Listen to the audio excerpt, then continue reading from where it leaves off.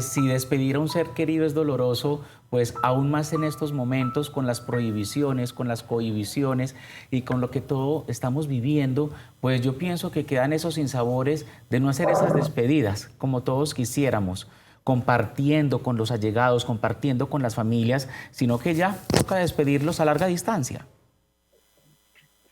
Efectivamente, y no es solo a larga distancia, es sin siquiera poder visualizar, constatar, confirmar esta muerte, porque pues hasta la semana pasada no había posibilidad ni siquiera de ver la persona fallecida antes de ser embalada para llevarse como a la disposición final. Nos han aniquilado todos los rituales fúnebres. Eso quiere decir que las personas después de fallecidas son llevadas directamente a cremación o inhumación en un embalaje o hermetización, es decir, en unas bolsas.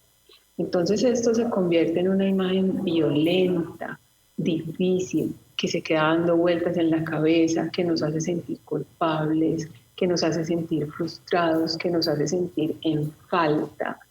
Eso sumado a que muchas veces hemos dejado a nuestros seres queridos en el hospital, no lo podemos ver en su evolución, solo sabemos de ellos telefónicamente, y ya lo último que encontramos es entonces que nos llaman a decirnos que falleció y que tenemos que hacer una disposición final de esta manera. Como tú lo dices, el tema social es importantísimo y está perdido. Y sabes que hay una situación más compleja aún, y es que cuando hacemos rituales, por ejemplo, con las cenizas, pues también tenemos unas limitaciones de asistencia en las salas de velación, en las exequias o en las ceremonias religiosas y en la asistencia a los cementerios. Entonces realmente es un momento muy difícil el que estamos viviendo para perder un ser querido. Básicamente lo que está prohibido son las ceremonias de cuerpo presente, es decir, no podemos hacer tanatopraxia o embalsamamiento, que es un sinónimo. No podemos hacer velaciones de cuerpo presente ni exequias de cuerpo presente.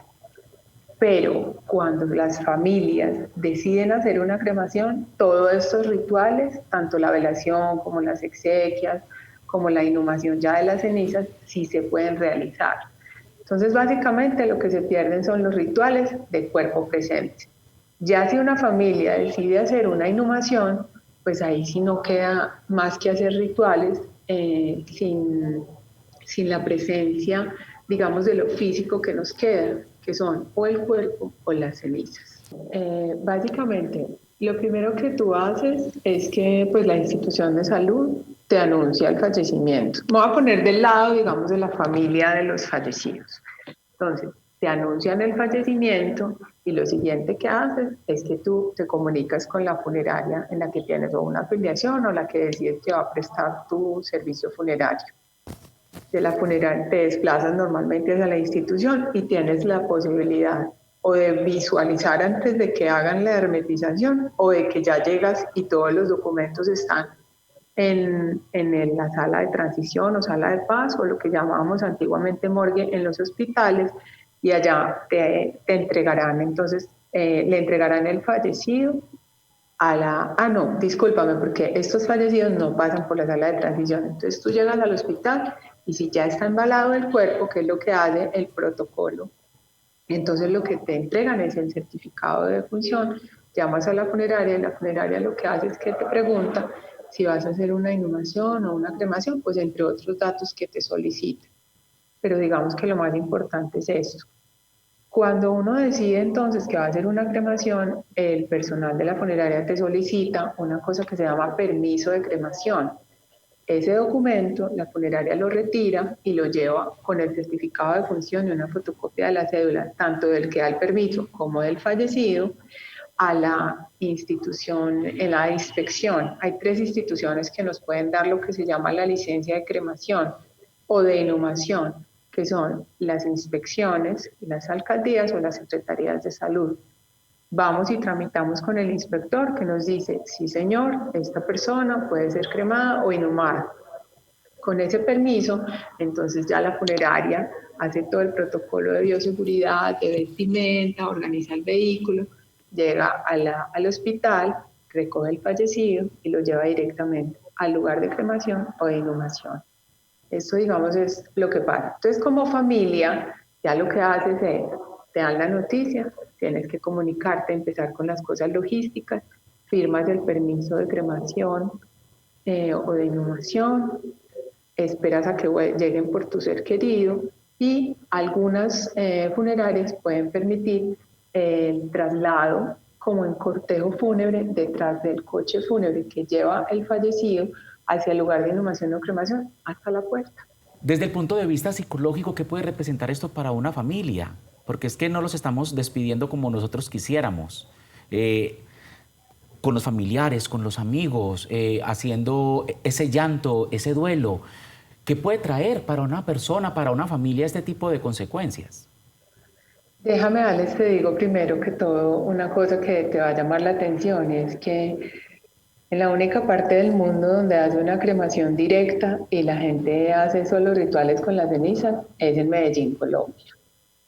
Y eso se lo debemos a una extraña relación que llevamos con la muerte desde la época del narcotráfico en la ciudad, donde hacer los rituales fúnebres era peligroso, porque habían, digamos, actos difíciles en estos actos rituales.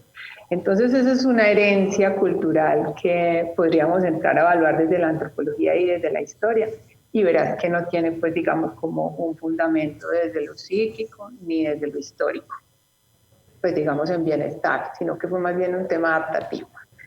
La creencia, entonces, para las personas que deciden no hacer velaciones es que se ahorran el dolor de la velación. Y resulta que las velaciones pues tienen unos objetivos muy importantes que son un lugar para la expresión emocional, para el apoyo emocional y para la constatación de la muerte, para que psíquicamente vayamos entendiendo que el ser querido está muerto, que ha fallecido y que no va a volver a estar en unas condiciones diferentes con nosotros. Pero bueno, ya entonces basados en eso podemos encontrar que muchas personas pueden tener duelos complicados a partir de situaciones como la aniquilación de los rituales. Ahora bien, no es lo mismo una decisión familiar que se hace, porque muchas familias optan por hacerlo, muchas veces cuando tienen pérdidas esperadas, es decir, cuando la persona está postrada en la cama, lleva muchos años enferma, entonces cuando tienen muertes esperadas optan por cansancio, por temas sociales y logísticos, de, digamos, eliminar la velación. Y otras veces es porque dejamos las voluntades escritas, a mí no me vea nadie, a mí nadie me vaya a visitar y me hacen una misa con ceniza. Entonces dejamos esas voluntades de los demás todas amarradas. Pero ya pasando a responderte la pregunta después de todo este preámbulo, las personas que no tienen la evidencia de los rituales funerarios en estas condiciones específicas tienen más dificultades para la aceptación, pueden quedar pensando más tiempo de manera inconsciente que su ser querido está vivo, que va a volver. En esta época hay cosas mucho más difíciles y es que, como te digo, quedan con sentimientos mucho más intensos. Es decir, uno puede sentir enojo cuando un ser querido fallece, pues digamos, por razones de la vida, de lo vivido y de lo no vivido. Pero cuando esta situación pasa, es tanto el enojo con las instituciones de salud, con las autoridades, con la funeraria, es enojo con la misma situación, con la pandemia, enojo con la vida, frustración, sentimientos de culpa, porque como esto es una infección que nos han llevado entonces todo el tiempo al tema de prevención, entonces nos cuidamos, no nos cuidamos, fui yo culpable o no, aflojé en tantas normas de bioseguridad o no. Y eso, digamos, que lo que hace principalmente es que se dificulte la elaboración en términos, por ejemplo, de tiempo o de malestar.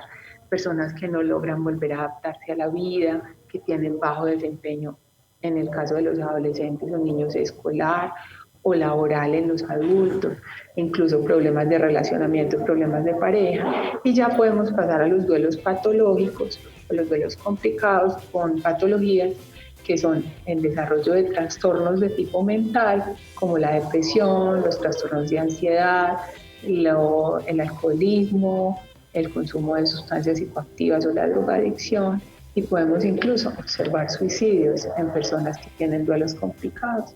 Y este duelo tiene todo para favorecer un duelo complicado.